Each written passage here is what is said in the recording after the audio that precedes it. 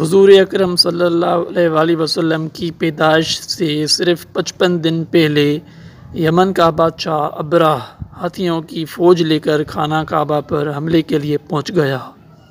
اس کا سبب یہ تھا کہ ابرہ نے یمن کے دارالسلطنت صنعاء میں ایک بہت ہی شاندار گرجا گھر بنایا اور یہ کوشش کرنے لگا کہ عرب کے لوگ بجائے خانہ کعبہ کے یمن آ کر اس گرجا گھر کا حج کیا کریں۔ جب مکے والوں کو یہ معلوم ہوا تو قبیلہ کنانا کا ایک شخص غضب میں جل کر یمن گیا اور وہاں کے گرجا گھر میں پاخانہ کر دیا۔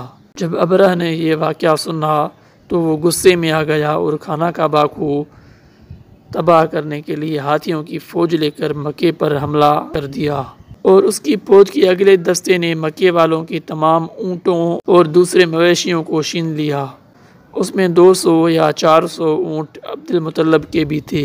حضرت عبد المطلب کو اس واقعے سے بڑا رنج پہنچا۔ آپ اس معاملے میں گفتگو کرنے کے لیے اس کے لشکر میں تشریف لے گئے۔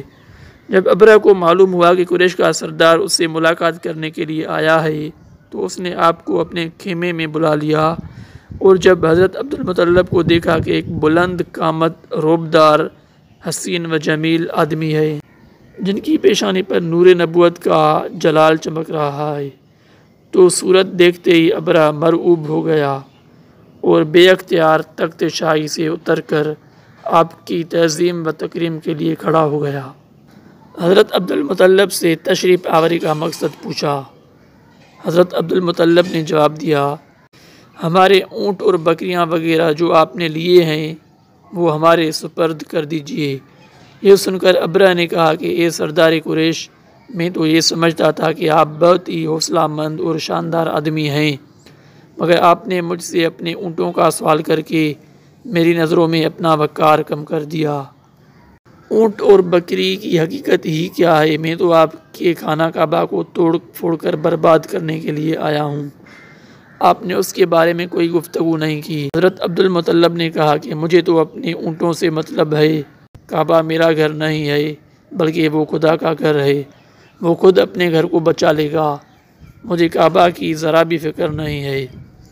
یہ سن کر ابرہ اپنے فرعونی لہجے میں کہنے لگا کہ اے سردار مکہ، سن لیجئے، میں کعبہ کو ڈھانک کر اس کی اینٹ سے اینٹ بجا دوں گا اور روئے زمین سے اس کا نام و نشان مٹا دوں گا، کیونکہ مکے والوں نے میرے گرجا گھر کی بڑی ہی بے حرمتی کی ہے، اس لیے میں اس کا انتقام لینے کے لیے کعبے کو مسمار کر دینا ضروری سمجھتا ہوں۔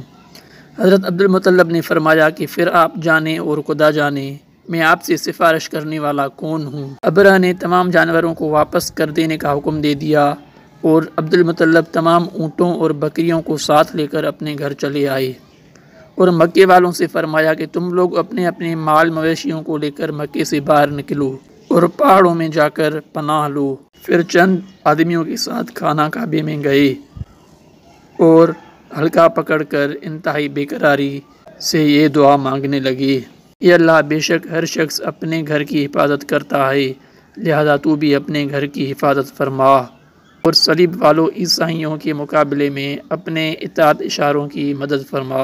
پھر وہ چوٹی پر چڑھ گئے اور خدا کی قدرت کا جلوہ دیکھنے لگے۔ ابرہ جب صبح کو کعبہ ڈھانے کے لیے اپنے لشکر جرار اور ہاتھیوں کی قطار کے ساتھ آگے بڑھا تو ایک مقام پر اس کا ہاتھی ایک دم بیٹھ گیا۔ قہر الہی ابابیلوں کی شکل میں نمودار ہوا اور ننھے ننھے پرندے جن کی چونچ اور پنجوں میں 3 کنکریاں تھیں سمندر کی جانب سے حرم کعبہ کی طرف آنے لگے۔ ابابیلوں کے لشکروں نے ابرہ کی فوج پر اتنی شدت سے حملہ کیا کہ اس کا پورا لشکر تباہ ہو گیا۔ ابابیلوں کی سنگِ واری خداوند قہار کی ایسی غضب تھی کہ جب کوئی کنکری کسی فیل سوار کے سر پر پڑتی تھی تو وہ اس آدمی کے بدن سے نکلتی ہوئی ہاتھی سے نکلتی ہوئی پار ہو جاتی۔ ابرہ کی فوج کا ایک آدمی بھی زندہ نہیں بچا اور سب ہلاک ہو گئے، ان کی بوٹیاں ٹکڑے ٹکڑے ہو کر زمین پر بکھر گئیں۔ چنانچہ قرآن مجید کی سورہ فیل میں اللہ تعالیٰ نے یہ واقعہ فرمایا۔